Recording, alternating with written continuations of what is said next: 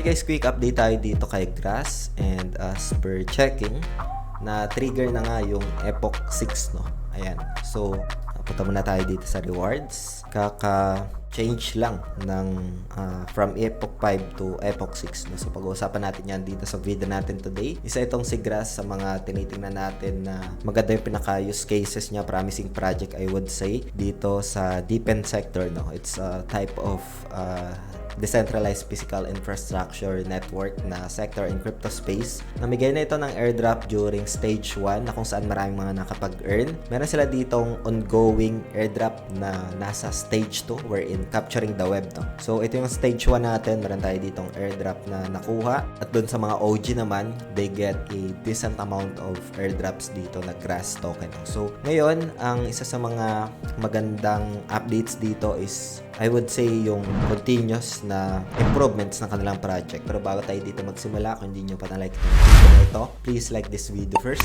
Subscribe yung YouTube channel natin, turn on the bell icon para ma-notify kayo dito sa mga updates natin na ginagawa sa ating YouTube channel, guys. So aside from Grass, guys, meron pa tayo ditong pina-farm na airdrop na kung saan you can just browse, guys, no? Ito is nasa season 0 pa lang, and sobrang early pa lang nito, I would say, no? Ito, season 0 pa lang yung pinaka airdrop or potential airdrop nitong si Gradient. We have also here itong si Bless Network. Yung mga official links naman na ito, guys, lalagay ko na lang sa description ng video na ito para mapuntahan nyo, at para na rin makaiba sa mga phishing links online dito, no?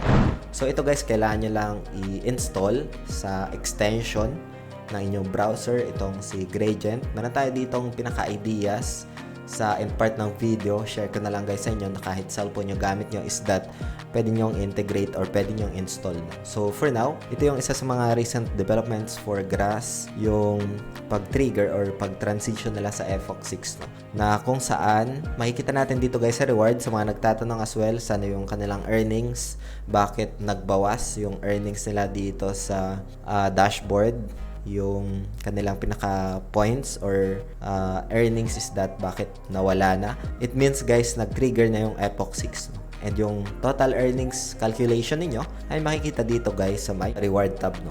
Ayan, from Epoch 1 hanggang Epoch 6. So I don't know if hanggang kailan yung Epoch.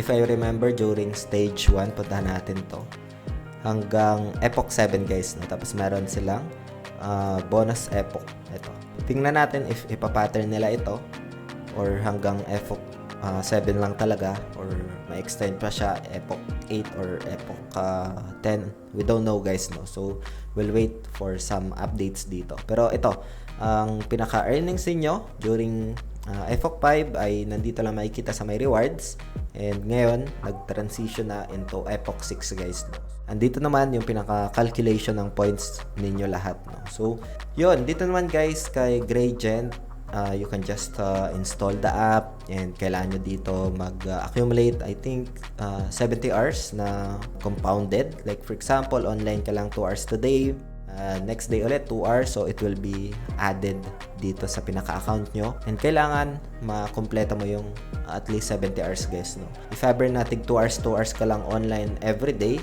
ay ma-add naman yan hanggang sa makompleto yung 70 hours, no? Kay Grass naman, ganun din, pero 100 hours dito yung pinaka-calculation or pinaka-requirements, no?